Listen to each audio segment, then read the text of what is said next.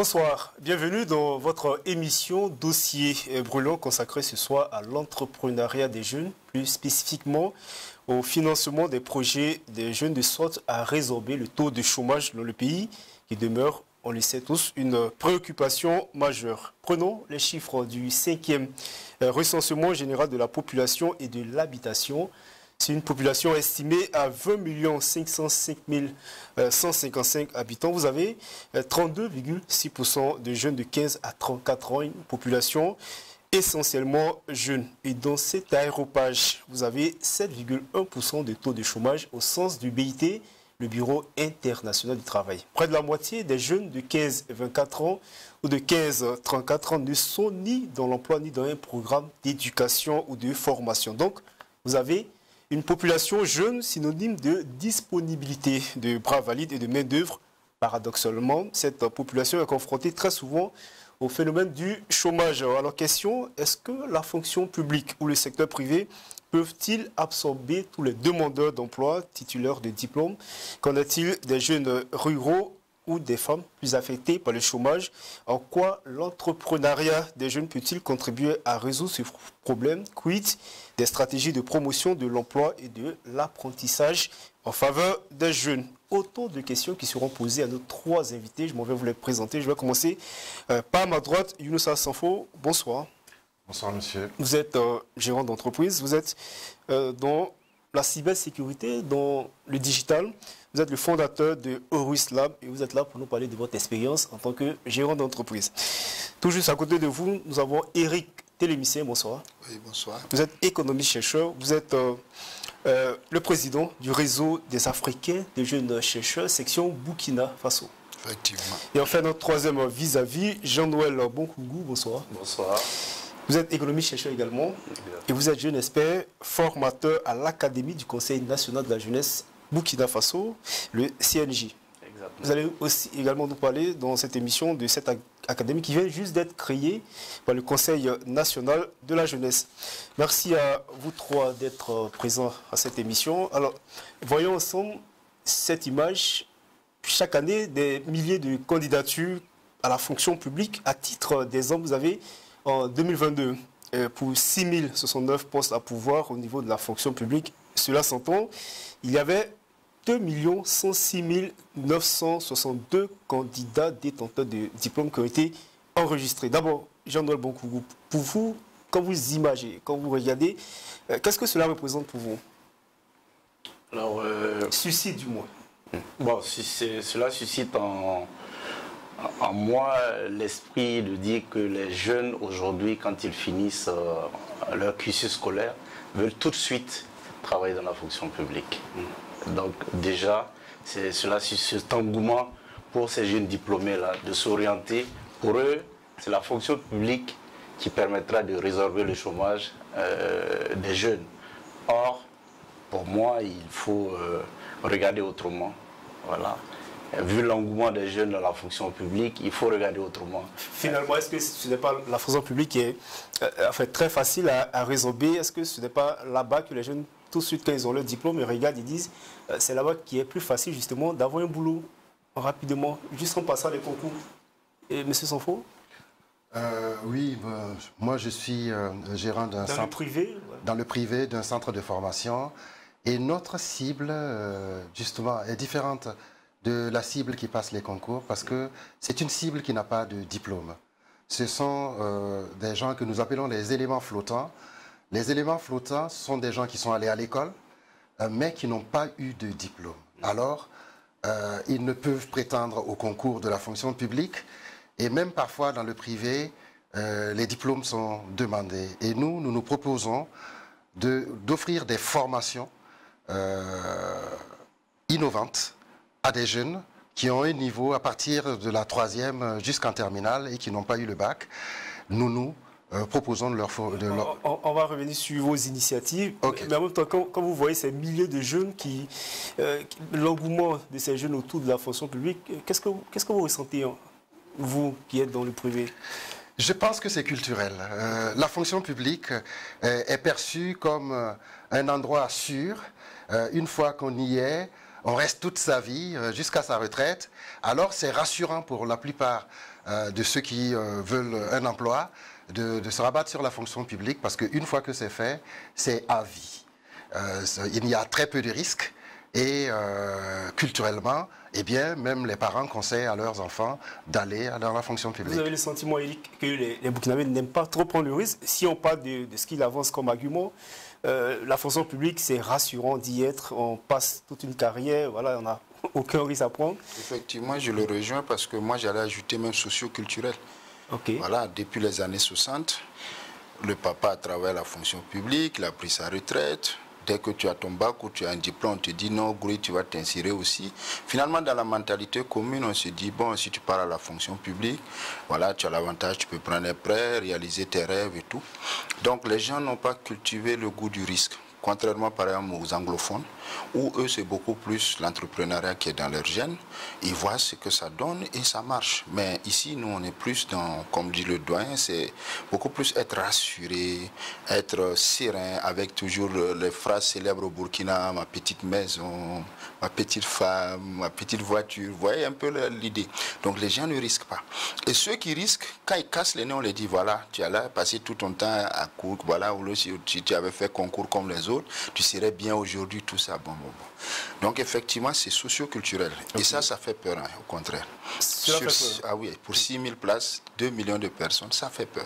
Pour un décideur même politique, ça fait très peur. Parce que ceux-là, tu fais quoi d'eux? Tu les mettras où à l'avenir? Et mais chaque année, on forme chaque année, justement, on a comme l'impression que les chiffres augmentent justement au niveau des demandeurs d'emploi, au niveau de la fonction publique. C'est ça.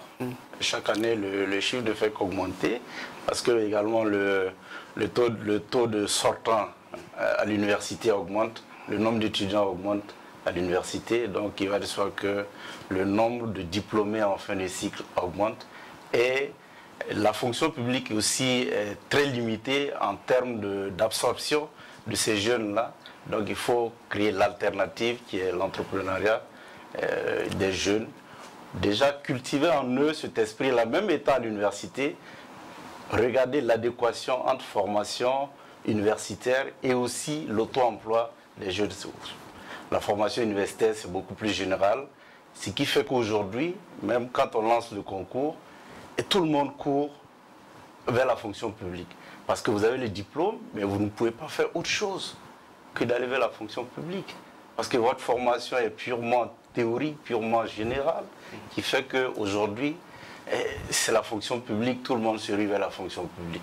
Mais si, au niveau culturel, comme le disait le collègue à côté, au niveau culturel, bon, on regarde, tout le monde vous dit, bon, écoute, c'est la fonction publique qui est la solution, hein, parce que là-bas, vous avez une retraite paisible, vous ne craignez pas d'être licencié un jour. Or, dans le domaine de l'entrepreneuriat, si vous vous engagez, déjà même quand on vous demande qu'est-ce que vous faites dans la vie, bon, homme d'affaires, entrepreneur, vous dites c'est quoi exactement le thème entrepreneur. Donc du coup, culturellement, les jeunes ont peur même de s'engager dans l'entrepreneuriat. Pour eux, c'est la fonction publique qui est la solution parce que l'emploi est stable jusqu'à sa retraite. Justement, je vais poser une question toute bête, parce qu'on a relevé les chiffres. Il y a, pour l'année 2022, il y avait 6 000 postes à pouvoir et on a eu plus de 2 millions de candidatures. Est-ce que la fonction publique, justement, peut résorber, peut engloutir tous ces demandeurs d'emploi? La fonction publique ne peut évidemment pas résorber tous ces 2 millions, parce qu'on est pris, il faut aussi la dépense publique. Il faut regarder. Ça, c'est pour les candidatures, ça c'est pour ceux qui ont candidaté, sans compter que ceux, il y a d'autres qui sont, justement, il y a la limite d'âge qui est là pour d'autres, ceux qui ont des diplômes. Oui. Tout ça. Et c'est pourquoi on dit que la fonction publique ne peut pas résorber l'ensemble des diplômés. L'alternative aujourd'hui, il y a le secteur privé qui peut prendre une partie. Il y a aussi le domaine de l'entrepreneuriat dont on parle sur ce sujet, qui est un élément, un domaine très important sur lequel il faut travailler l'esprit des jeunes. La fonction publique n'est pas une fin en soi. Si vous n'avez pas eu le concours de la fonction publique, l'alternative, l'entrepreneuriat est un domaine, bien vrai que le risque, il y en a, ça on peut pas le on va revenir là-dessus. Voilà, on va revenir sûrement là-dessus. Mais la fonction publique permettra d'embaucher une partie, mais le reste pourra cultiver cet esprit d'entreprise-là et pouvoir s'auto-employer. Et le secteur privé alors, Eric? Oui, le secteur privé, il faut aussi que ce secteur soit fort. Et s'il n'est pas fort, il ne peut pas prendre beaucoup. Donc ça pose problème. Et au niveau de l'État aussi, il y a les critères de convergence, là où on dit qu'il faut avoir en dessous de 50% de vos dépenses en salaire par rapport au truc. Donc tout ça contraint. Et en plus, aujourd'hui, si on va être honnête, dans l'administration burkinabé, il y a un suremploi. Un suremploi. Un suremploi. Il y a des postes où ce n'était pas vraiment nécessaire d'avoir plus de temps, mais bon, côté social, l'État, dans sa fonction régalienne, est obligé de recruter toujours chaque année. Même si ça diminue, vraiment, il recrute toujours. Maintenant, aujourd'hui, c'est vrai que pour des raisons des questions de défense et de sécurité, là-bas, vraiment, on a recruté beaucoup. Donc, et c'est des jeunes, effectivement, là, ça va. Mais côté administration pure, vraiment, je pense qu'on est en suremploi actuellement. Ok. Il y a forcément des conséquences. Il y a des conséquences dans l'administration parce qu'il y a aussi, quand il y a suremploi, ça amène à ce qui est de nonchalance, la lourdeur administrative, le gars vient quand il veut, tout ça. Bon, ça, effectivement, on le ressent. C'est vrai que dernièrement, avec la mise en place à la fonction publique d'une vérification de terrain et tout, ça a permis de détecter... La modernisation de l'administration. Bon, ça peut vraiment aider. Sinon, vraiment, ce n'est pas très intéressant. Il n'y a pas l'efficience dans le travail. Ok. Efficacité, efficience, productivité, il n'y en a pas à cause du suremploi. On parle depuis le début de cette émission de ceux qui sont diplômés. Et on ne parle pas, bien entendu, de toutes ces populations. Et M. Sanfo le disait tout de suite, ces gens qu'il appelle les éléments flottants, mais il y a aussi ceux qui ne sont même pas allés à l'école. Est-ce qu'aujourd'hui, l'entrepreneuriat, bien sûr c'est le thème de cette émission, se présente comme la panacée qui peut résorber justement tous ces gens-là? La panacée, pas vraiment. On peut encourager les jeunes à entreprendre, à prendre des risques, à créer, parce que les besoins existent. Et nous sommes dans le secteur de la formation parce que c'est bien de créer une entreprise, c'est bien de vouloir entreprendre, c'est bien d'avoir l'esprit d'entreprise et tout ça, mais encore faut-il en posséder les compétences. Alors nous, on se propose d'apprendre des métiers. D'apprendre des métiers. Et notre schéma actuel, c'est un jeune, même qui n'a pas de diplôme, une formation de courte durée et à la clé, un métier. Mais un vrai métier. Un métier orienté peut-être technologie vu notre background, mais un métier innovant, un métier d'actualité. Et nous en avons... Et le besoin, il est là aujourd'hui, oui, sur le marché de l'emploi, je veux dire. Je peux vous donner des exemples. Allez-y, allez-y. Nous formons des pilotes de drones. Okay. Tous les pilotes de drones qu'on a formés ont été récupérés par l'armée, par la police, par la gendarmerie, par les mines et par d'autres sociétés. Et vous dites ceux que vous formez n'ont pas véritablement besoin de diplôme. Enfin, vous ne prenez pas ceux qui ont des diplômes. Non, ils n'ont pas besoin de gros diplômes. De gros diplômes. Quelqu'un qui a un niveau seconde, eh bien, peut devenir pilote de drone. Et pas seulement pilote de drone, nous avons 12 métiers. 12 métiers innovants qui plaisent aux jeunes. Parce que, en fait, pourquoi il y a beaucoup d'éléments flottants? Pourquoi il y a tant de jeunes qui sont en gros sur la place du marché, mais qui ne fournissent pas de services? C'est parce que si vous leur proposez certains emplois, ils vont refuser. Okay. Vous êtes dans, voilà, je ne sais pas, une dame qui crée un restaurant qui demande à des jeunes de venir piler des ignames, piler le foutou. Eh bien, ils ne trouveront pas ceux qui sont allés à l'école. Parce que ces derniers se disent, non, ça, c'est pas fait pour ça. Nous avons dépassé ça. Ils prétendent à d'autres métiers. Parce qu'ils voient leurs camarades de classe qui, après juste 4 ans de plus qu'eux, ont des métiers, agents de banque, dans l'administration, ainsi de suite. Et puis des métiers, enfin des postes auxquels ils peuvent prétendre. Là, nous, on se propose de leur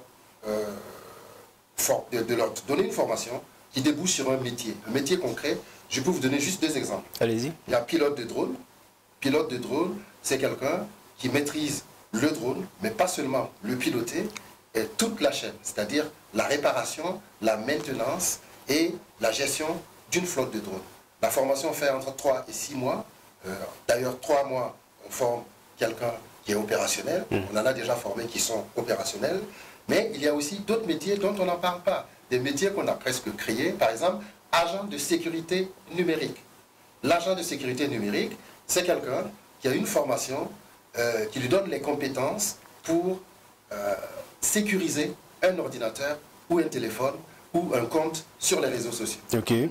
Alors, Eric, est-ce que tous ces métiers qu'il a cités, je veux dire, dans le domaine des nouveaux métiers de la technologie, peuvent quand même aider à, je sais pas, à résorber ou à amener justement beaucoup de jeunes dans ces secteurs-là? Effectivement, ça peut aider parce qu'au-delà de travailler pour quelqu'un, la personne peut travailler pour lui-même. Et employer aussi d'autres personnes. Parce que c'est des métiers innovants, ce qu'on appelle aujourd'hui avec les NTIC. Et je pense qu'on a même créé un fonds spécial, le Fonds burkinabé de développement économique et social, qui devrait financer les start-up en son temps, donc des idées innovantes et tout. Donc l'avantage là, c'est que la personne peut travailler pour lui-même. Et quand il peut travailler pour lui-même, ça veut dire qu'il peut aussi employer d'autres personnes. Et là, vraiment, ça peut aider à résolver. Mais il faut le dire d'une manière générale. Je vais revenir à notre fameuse théorie en économie. On dit que le chômage ne peut jamais être carrément effacé. Hein. J'allais vous poser la question. Parce qu'on a une théorie qui dit qu'il y a un chômage volontaire. Oui, il y a des gens qui décident de ne pas travailler. Voilà, donc et qui vivent de quoi? Eux, ils ont des dépenses incompressibles qu'on appelle le CO, où ils bénéficient. On est en Afrique, hein, c'est du social. Je peux manger chez mon oncle, je peux avoir 2000 francs avec ma tante. Donc, ils arrivent à consommer, à vivre, mais ils refusent de travailler. Okay. Donc, on ne peut jamais carrément, et sur ce point, les économistes s'attaquent. Hein, il y a d'autres qui trouvent que cette théorie n'est pas... Voilà. Mais d'une manière pratique, effectivement, on ne peut pas résolver tout le chômage, mais on peut employer au maximum. Là où c'est intéressant, on a une force et la main-d'œuvre. Comment la Chine a fait pour se développer? Cette même main-d'œuvre, la Chine a utilisé. Donc, il faut parler aujourd'hui, au-delà de tout ce qu'on dit. Moi, j'aurais aimé qu'on parle industrialisation. C'est là-bas qu'on peut absorber le maximum. Une usine peut prendre combien de personnes? Il faut créer des entreprises, il faut créer des usines, pardon. Il faut créer des usines. L'industrialisation aussi.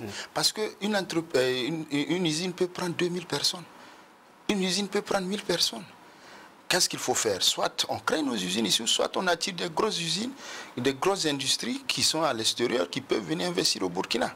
Voilà. Donc je prends par exemple, si on a la chance d'avoir une maison comme Heineken qui produit de la bière au Burkina, vous voyez combien de gens peuvent avoir déjà du boulot. Je prends l'exemple tout de suite avec Coca-Cola. Je ne sais pas si vous avez vu leur nouveau siège qu'ils ont construit. Mais ce n'est pas moins de 500 personnes qui travaillent. Donc c'est là-bas. Et là-bas aussi, l'avantage, c'est qu'on a la possibilité de recruter deux types. On a les qualifiés et les non qualifiés. Les qualifiés, c'est ceux qui ont des gros diplômes pour l'administration. Mais les non qualifiés, c'est la main-d'œuvre pratique. Donc les manœuvres. Donc, ce que vous dites, c'est de créer des employeurs, un bassin d'employeurs qui peut aussi employer. Le retour. Jean-Noël Bankougou? Ce qu'il dit est d'autant plus vrai, parce que quand vous prenez une industrie, il faut aller vers le processus d'industrialisation de nos États. C'est-à-dire créer des entreprises industrielles capables d'absorber le maximum de jeunes aujourd'hui en quête d'emploi. Et je suis très content de l'intervention du doyen par rapport à l'entreprise innovante dans le domaine numérique. Tout à fait. Mais je voulais également plaider, parce qu'il parle de jeunes flottants. Même les diplômés également peuvent être intéressés par ce type de métier innovant et qui pourront permettre à ces jeunes-là de s'auto-employer. Donc pour moi, il faut peut-être relever le niveau. Peut-être qu'il va s'exprimer là-dessus. Voilà, est-ce que les jeunes qui ont les diplômes ont plus de chances que ceux qui n'ont pas de diplôme? Enfin, c'est là toute la question.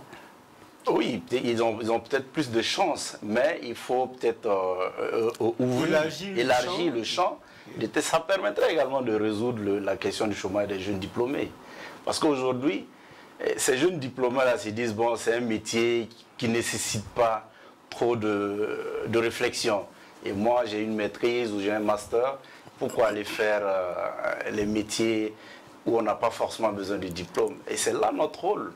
Notre rôle, c'est de leur dire qu'en réalité, même si vous avez un diplôme de master ou de maîtrise, vous pouvez également apprendre ce métier, et ce métier innovant-là, qui permettra de vous auto-employer, et même d'employer d'autres jeunes.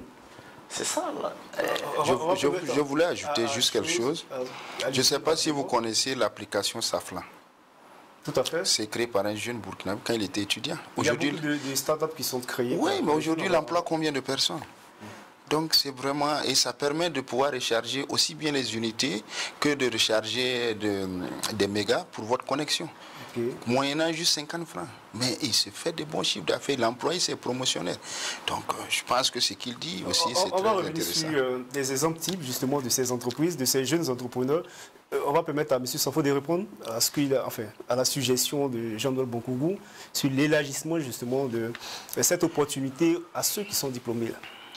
Effectivement, notre cible primaire, la cible principale, c'est ceux qui n'ont pas eu, n'ont pas de diplôme. Ils n'ont pas de diplôme. Mais nous acceptons des gens qui ont des diplômes Bac plus 2 ou jusqu'à 4 et qui veulent apprendre un métier spécifique parce que nous avons des métiers aussi où, oui, un niveau Bac aura beaucoup plus de facilité que quelqu'un qui n'a pas de Bac. Par exemple, auditeur de vulnérabilité, c'est quelqu'un qui est quand même un peu spécialisé dans la sécurité et qui peut permettre à une entreprise de trouver des failles de sécurité avant que les pirates ne sévissent.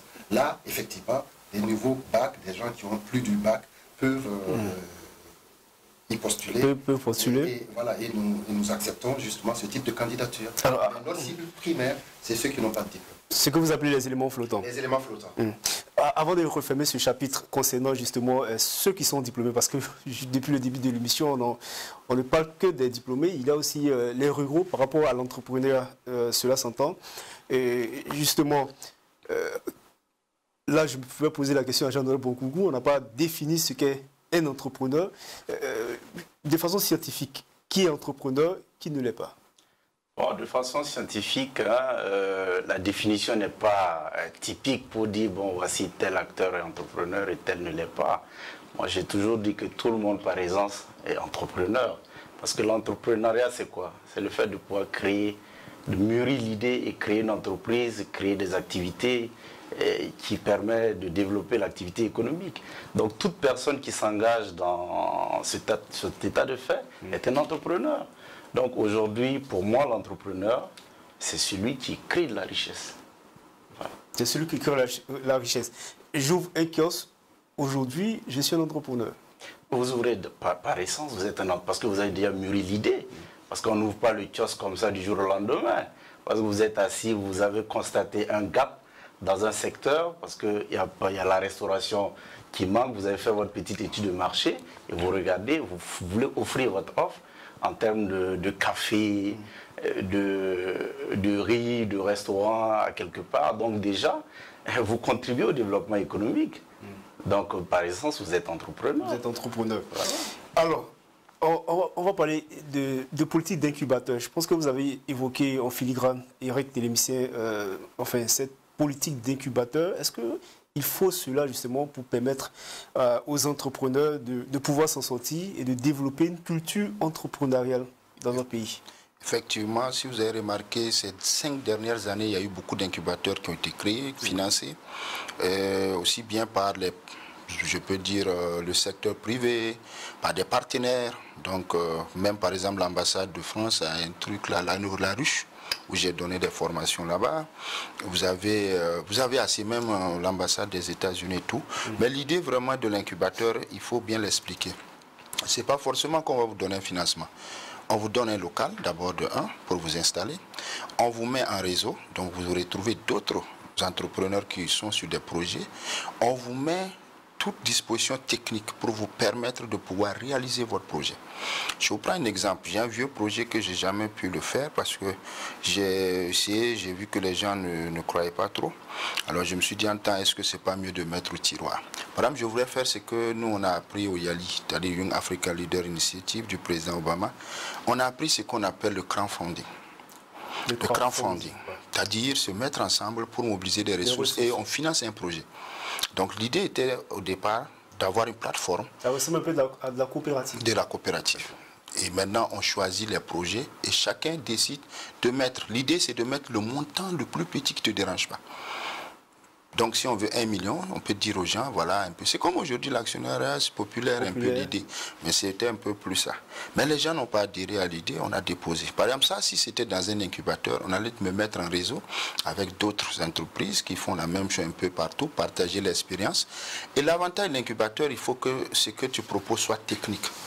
Voilà. Quand c'est technique, ça t'arrange parce que tu as la possibilité de faire des tests là-bas, rencontrer d'autres partenaires qui vont t'aider.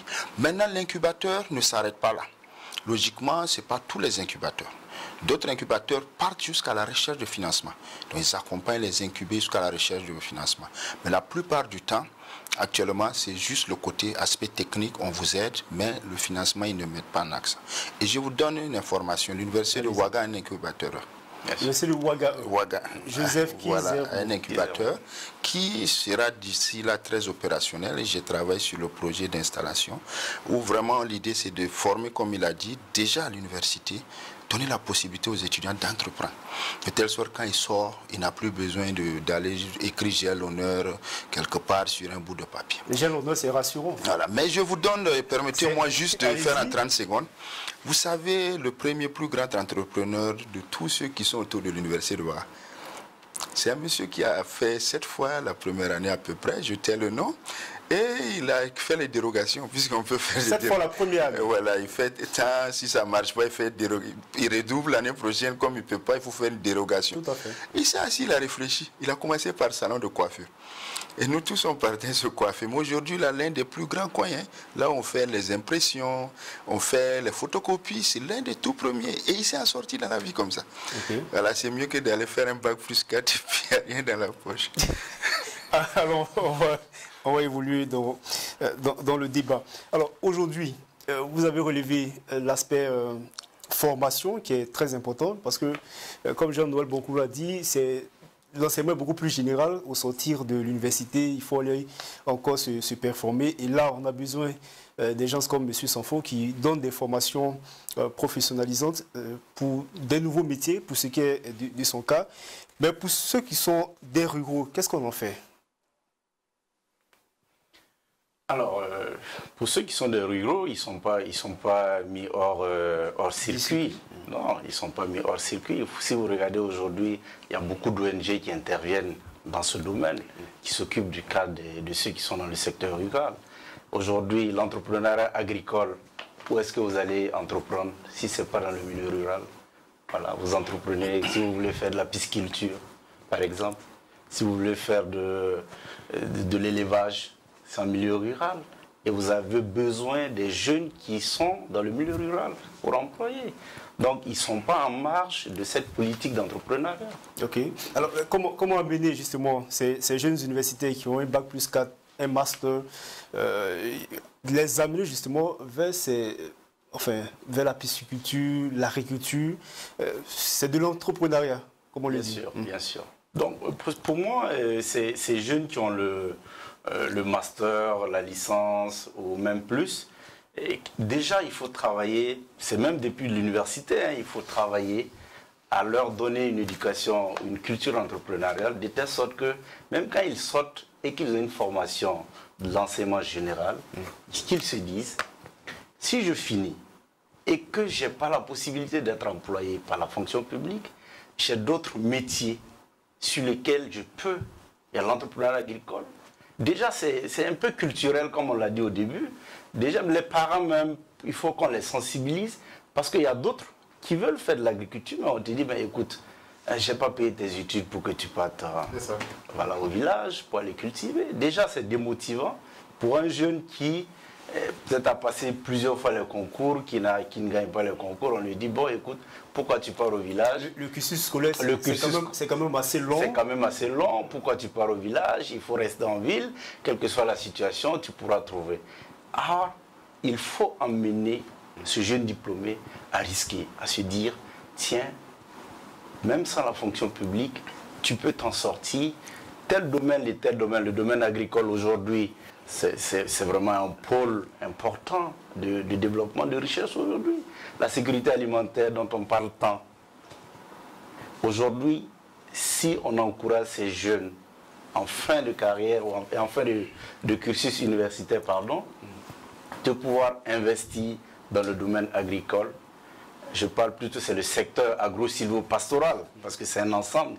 Si on sensibilise les jeunes dans ce domaine, vous allez voir aujourd'hui qu'on pourra résorber la question de la sécurité alimentaire. Okay. Voilà. Mais il y a la question d'emmener les jeunes au niveau agricole, mais il faut les accompagner. On va revenir sur l'accompagnement. On va revenir sur l'accompagnement. Younousa Sanfo, est-ce que les entreprises dirigées par les jeunes rencontrent toujours les mêmes problèmes?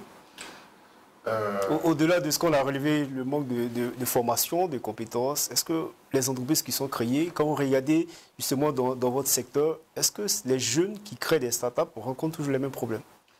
Non, je ne peux pas dire que les jeunes rencontrent les mêmes problèmes, mais dès qu'on crée une entreprise, ben voilà, il y a des problèmes auxquels on sera confronté, qu'on soit jeune ou pas.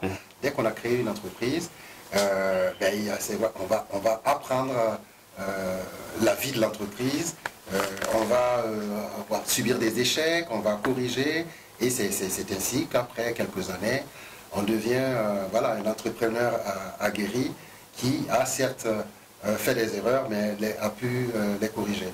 Et justement, est-ce que ces jeunes apprennent justement la vie d'entreprise avant de se lancer en entreprise? Ou est-ce qu'ils apprennent dans le tas? Et là, est-ce que ce n'est pas un problème justement pour ces jeunes qui se lancent dans l'entrepreneuriat? En fait, il y a deux écoles.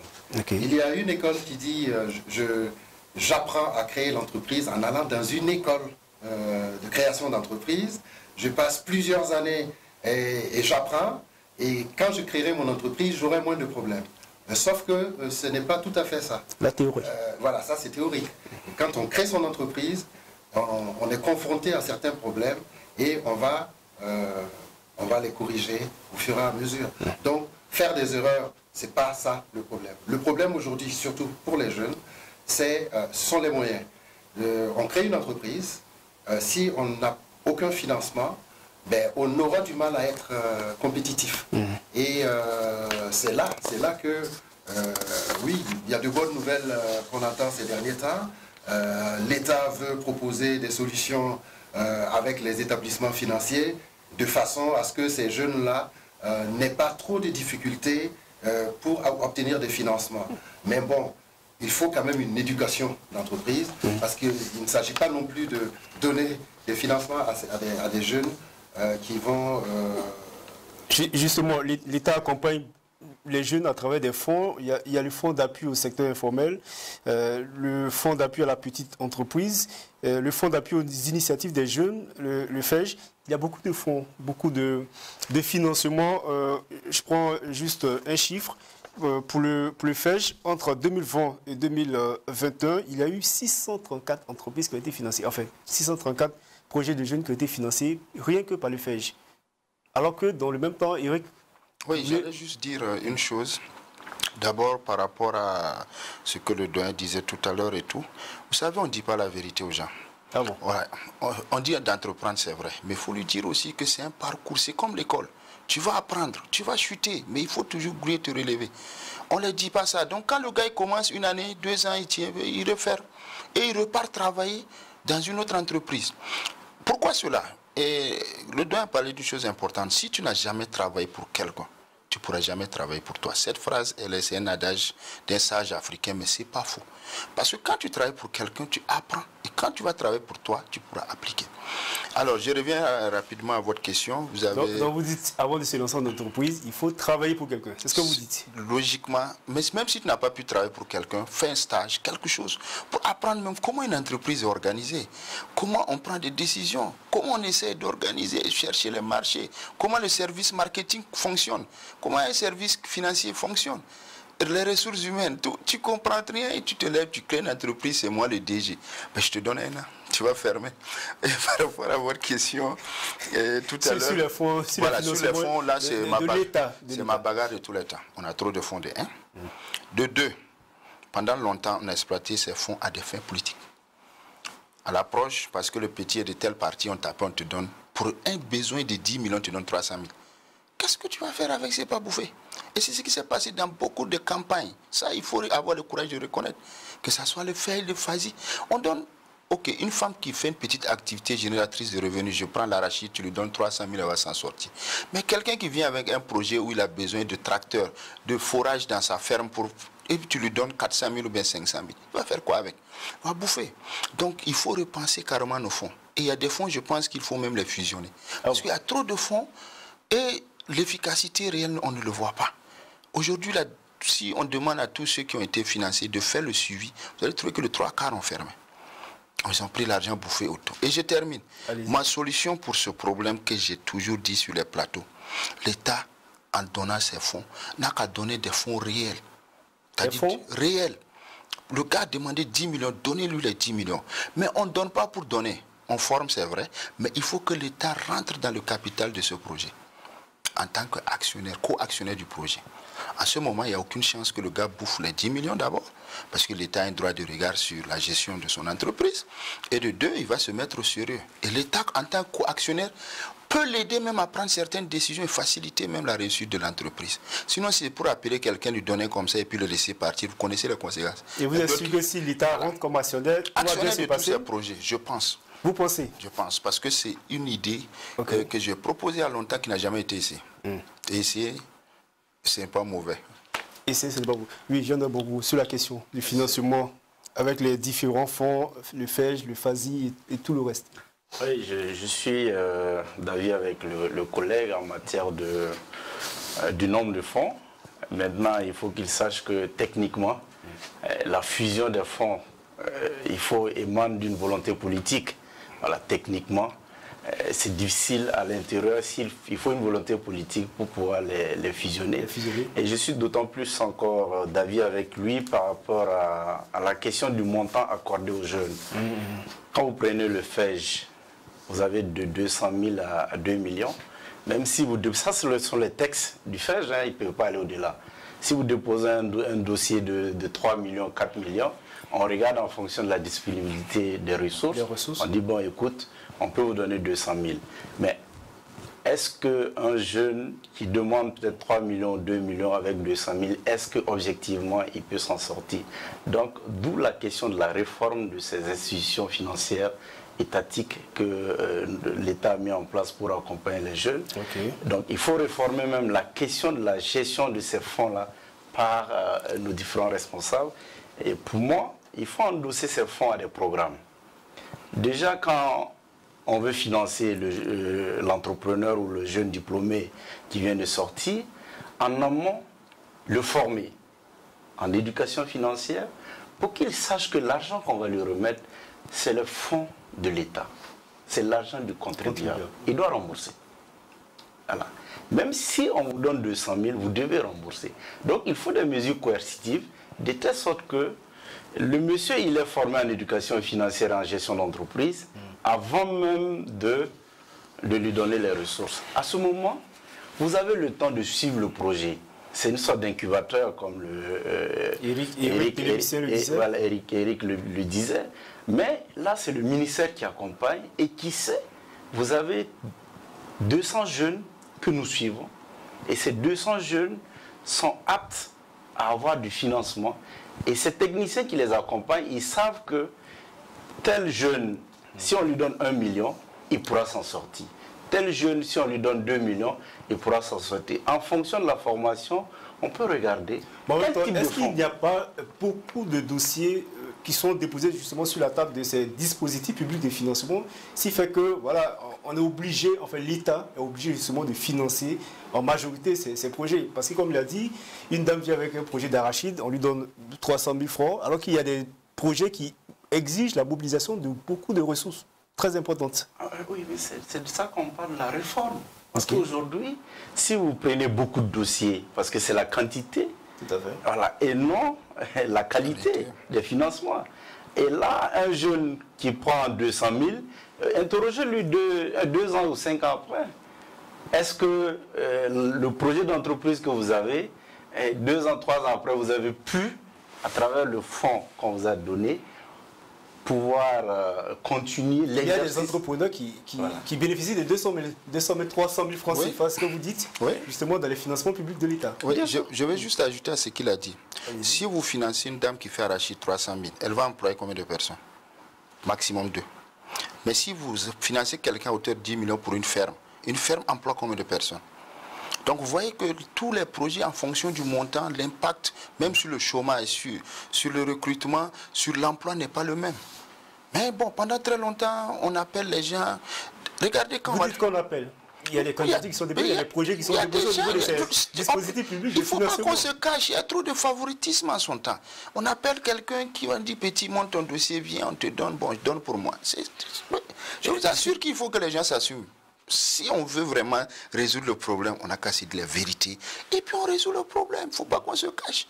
Moi, je ne suis pas partisan de la diplomatie diplomatique. Il faut qu'on se dise la vérité. Les gens font ça. On appelle des gens, on les donne 200 000, 300 000. Pendant que les vrais, ceux qui doivent bénéficier même ne le gagnent pas. Et ensuite, même si celui qui a déposé demandait 5 millions ou bien 3 millions, 200 000, il va faire quoi? Parce qu'il a fait une étude financière de son projet. Et à la fin, le compte d'exploitation lui dit que pour qu'il travaille, il doit avoir 3 millions. L'étude technique, le matériel, 3 millions le couvre. Et vous lui donnez 300 000 ou bien 200 000. Qu'est-ce qu'il va faire de cet argent? Il va bouffer. Ok. Donc c'est les vendeurs de poulet à Ouagadougou là qui vont gagner l'argent. Allez, ça s'en fout. Alors, justement, sur cette question, pour ce qui est de votre domaine, on sait que pour certains de vos projets, cela nécessite la mobilisation de ressources très importantes. Je sais que les drones, ce n'est pas de la pécadille, ça dépasse les 200 000, 300 000 francs 6 fois. Justement, pour ceux qui veulent entreprendre dans vos domaines, ceux qui ont les formations certifiantes, est-ce qu'ils doivent s'attendre justement aux dispositifs publics de financement? Est-ce qu'ils doivent s'attendre justement à ce que l'État finance le projet? Est-ce qu'ils peuvent espérer? Ou justement, où est-ce qu'ils doivent aller chercher justement des ressources? Non, les projets, de toute façon, on a 2 spécialistes sur le réseau qui vous parlent des financements par l'État de projets de jeunes. Donc, si j'ai bien compris, ces financements existent pour ces jeunes. Nous formons des jeunes, ils ont un métier, ils savent faire des choses, ils peuvent aller travailler dans une autre entreprise comme ils peuvent créer la leur. Si des financements existent, ils suivront le circuit et obtiendront ces financements. Mais honnêtement, nous, on a une limite. Nous faisons des formations. Juste la formation. Nous leur donnons des compétences, on leur apprend un métier. Et nous pensons que... Les métiers qui sont demandés ce sont des métiers qui sont sur le marché de l'emploi. Nous ne formons que lorsque la demande existe. Et si nous avons un secteur qui est saturé, nous arrêtons la formation. C'est-à-dire que nous n'avons pas le même schéma que l'école classique. Voilà, ces écoles classiques qui forment des comptables depuis 50 ans et que l'entreprise passe de père en fils ou de père en fille. Et on forme des comptables, on forme des comptables. Non, nous formons que ce dont on a besoin. Aujourd'hui, nous avons 12 métiers sur lesquels on ne trouve pas du tout de spécialistes. Par exemple, le solaire, ceux qui ont des entreprises dans le domaine du solaire savent qu'il est très difficile de trouver des techniciens du solaire. Alors, nous formons des techniciens du solaire qui vont avoir un boulot dès qu'ils vont finir leur formation. Il y a la Sonabel, mais il y a aussi d'autres structures qui ont besoin de ce type de qualification. J'allais juste ajouter quelque chose. Allez-y. Un peu rapidement. Vous savez, quand on enseigne l'éducation d'entreprise ou financière aux gens, il y a plusieurs moyens de pouvoir financer son projet. Mais selon moi, et j'assume, le meilleur, c'est l'autofinancement. Pourquoi je le dis? Parce que l'autofinancement, c'est dur. Mais je prends, pour que vous compreniez un peu l'idée, l'exemple d'un grand célèbre musicien burkinabé, que je vais taire le nom. Il m'a confié que pour faire son premier album, il allait en Côte d'Ivoire et il a fait, comment on appelle ça, le truc de blanchisserie, là, c'est ça? Voilà, il avait des habits. Il a économisé pendant 2 ans pour avoir l'argent de son album. Et aujourd'hui, c'est une star mondiale. Alors, la meilleure solution, c'est l'auto. Mais vu que ça peut être lourd, hein, mais comme par exemple dans le domaine où le doyen forme, les jeunes travaillent. Ils peuvent commencer à économiser un peu, payer du matériel pour un moment. On n'a pas dit c'est une course, hein. 5 ans, 10 ans, tu mûris ton idée, quand tu sors, tu fais ta chose. Maintenant, la deuxième, c'est aussi les prêts familiales qu'on conseille aussi si dans votre entourage. Troisièmement, maintenant, c'est les institutions financières. On va revenir aux institutions financières, d'autant que le président de la transition a rencontré l'association des établissements professionnels financiers. On va revenir là-dessus. Vous voulez réagir? Oui, je voulais juste réagir à une de ces interventions par rapport au plan d'affaires que les jeunes déposent dans les institutions financières étatiques et quand on regarde le compte d'exploitation. Mais il faut dire même que ces plans d'affaires, c'est pourquoi je parlais d'autant plus d'accompagnement. Parce que ces plans d'affaires sont des spécialistes qui les montent. Et généralement, c'est un cabinet. Partez, vous donnez votre idée de projet, vous voulez un plan d'affaires parce que vous voulez un financement. Bon, on essaie d'embellir les chiffres et on part, on dit, bon, votre projet, c'est à hauteur de 10 millions. Et là, pour moi, il y a la question du plan d'affaires qui donne le compte d'exploitation, le résultat net, la vanne et tout, et le taux de rentabilité qui en sortent de ce projet. Mais il faut connaître la personne même qui a ce dossier. Parce que vous ne pouvez pas d'ores et déjà prendre un dossier et dire, bon, il demande 10 millions, on regarde le compte d'exploitation, on va le financer. C'est pourquoi je dis, il faut en amont donner la culture de l'éducation financière, le former, une sorte d'incubateur, de telle sorte qu'on puisse le suivre et lui dire, mais tiens, on va vous orienter, votre projet qui était de 10 millions, on vous a suivi, mais nous pensons qu'avec 500 000, vous pouvez vous en sortir.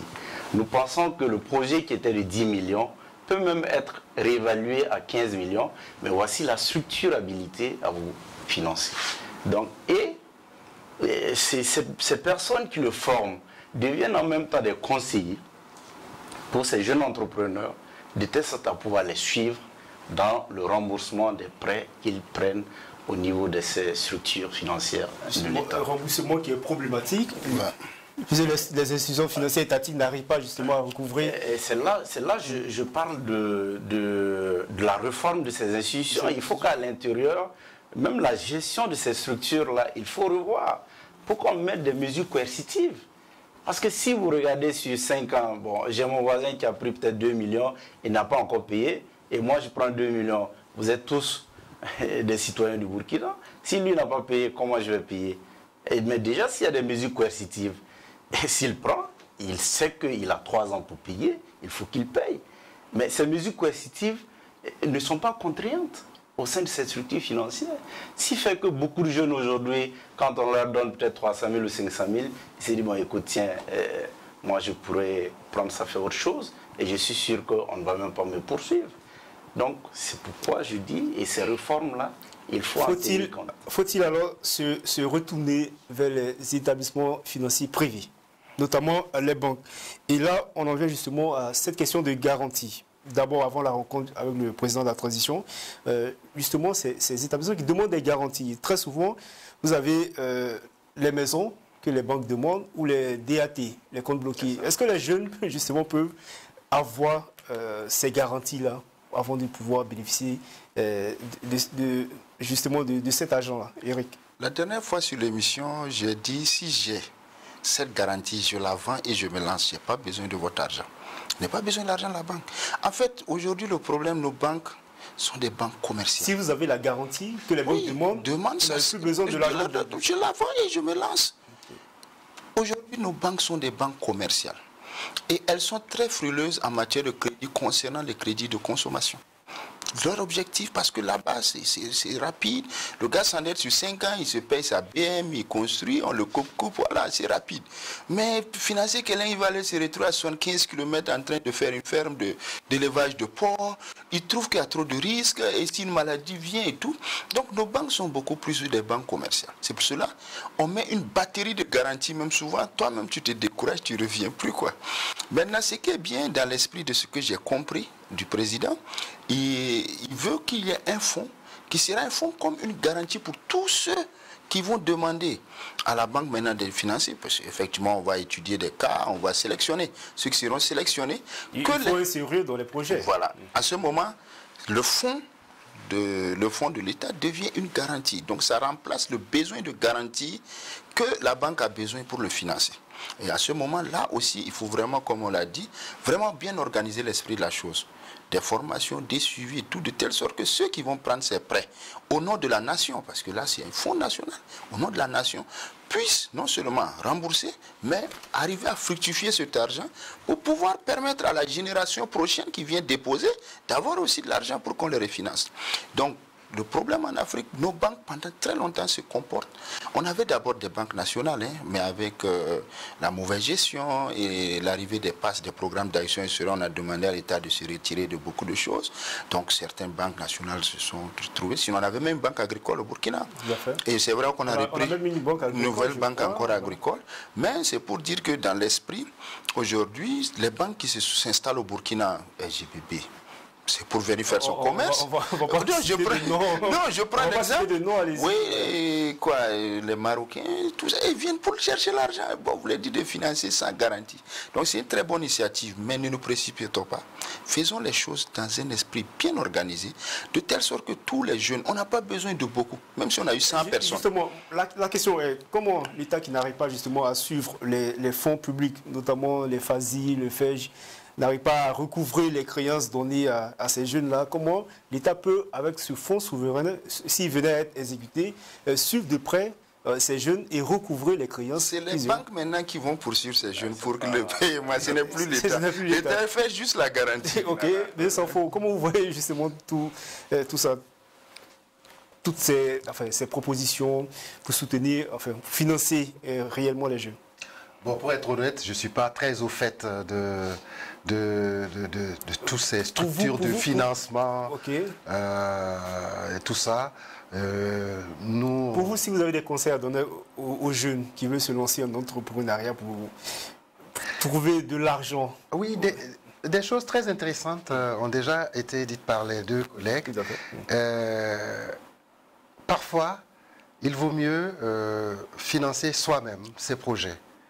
Parce que lorsqu'on compte sur une institution pour obtenir un financement, c'est comme quelqu'un qui dort un peu sur son projet. Alors que si vous avez un projet, c'est de se poser la question comment je vais le financer et de se battre pour trouver les financements. Mon collègue de droite a donné un exemple où quelqu'un va travailler d'abord, économiser et utiliser cet argent pour créer une entreprise. Voilà, si vous n'avez pas les fonds, pourquoi vous allez vous dire que c'est... De dire aux jeunes de commencer petit et de... Peut-être que c'est le conseil que... Oui, c'est ça, il faut commencer Eric petit. Telimsia veut dire, commencer petit, aller crescendo doucement, à son rythme, et puis après... Voilà, si dans votre cercle familial, vous pouvez trouver quelqu'un qui va vous soutenir, ça se fait chez nous, ça se fait en Afrique, de venir en aide à un plus jeune pour l'aider à démarrer une activité. Bon, il faut être très sérieux pour ça aussi.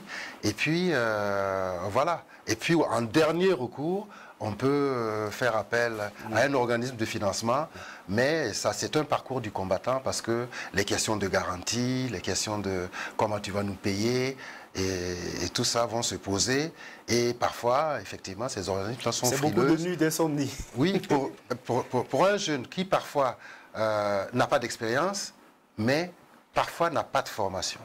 Parce que, attendez, la banque aussi, si elle finance, elle doit quand même se poser la question, est-ce que j'ai en face de moi quelqu'un qui me rassure sur ses capacités à me payer plus tard?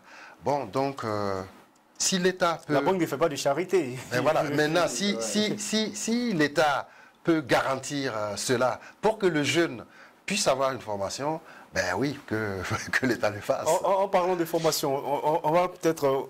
ouvrir une lucarne pour le CNJ, le Conseil national de la jeunesse, qui a créé récemment une académie. Est-ce que cela peut permettre justement aux jeunes d'être mieux formés et de justement rentrer dans l'entrepreneuriat sereinement? Et il faut dire que le CNJ qui a mis à son sein l'académie, donc 45 experts ont été recrutés, formés, qui sont des formateurs donc, dans 15 domaines.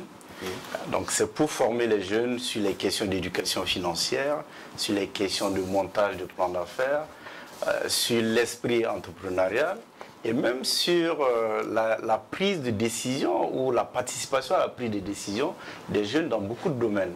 Parce que c'est vrai qu'on parle d'entrepreneuriat, mais il y a beaucoup de domaines où on a besoin que le jeune puisse s'exprimer et dire exactement au nom de l'ensemble de la jeunesse du Burkina qu'est-ce que le jeune veut exactement qu'on puisse mettre à sa disposition. Donc l'académie a été installée le samedi dernier. Donc nous comptons vraiment à terme pour l'année 2023 former 1000 jeunes dans les 15 domaines.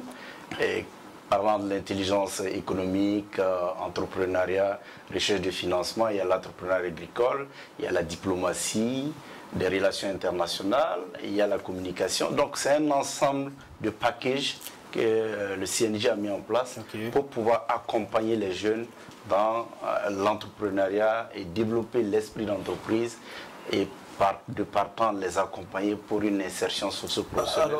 Alors, on est malheureusement à la fin de cette émission. Je vais vous demander à vous trois, quels sont les conseils que vous donnerez à un jeune qui veut l'entreprendre? Je vais commencer par vous. Alors moi déjà, un jeune qui veut entreprendre, c'est comme on le dit, hein, c'est un parcours de combattant. Un jeune qui veut entreprendre, il ne doit jamais se décourager. Parce que, quelle que soit la situation, il faut dire que c'est une liberté financière que vous cherchez. Et vous employez, vous contribuez au développement économique du Burkina Faso, de votre pays. Donc vous ne devez jamais vous décourager. Vous devez continuer, quelles que soient les difficultés. Dites-vous que vous allez vous en sortir. Eric? Ben moi, j'allais juste ajouter à ce qu'il a déjà dit. C'est le seul moyen de pouvoir gagner de l'argent en français simple rapidement. Mais ce n'est pas aussi facile. Je vais parler en français simple. Tu vas tomber, mais il faut savoir te relever, t'armer de courage et continuer. Mais quand ça te réussira, c'est fini. Si tu veux rouler des véhicules de Lamborghini de 145 millions, ce n'est pas la fonction publique, tu auras ça. Si tu veux rouler des Range Rover, ce n'est pas la fonction publique, c'est un entrepreneuriat. Donc, que les jeunes n'aient pas peur. Ils ont aussi des aînés qui peuvent toujours les conseiller. Il y a des structures qui peuvent les accompagner. N'hésitez pas, commencez petit et au fur et à mesure, vous allez vous grandir.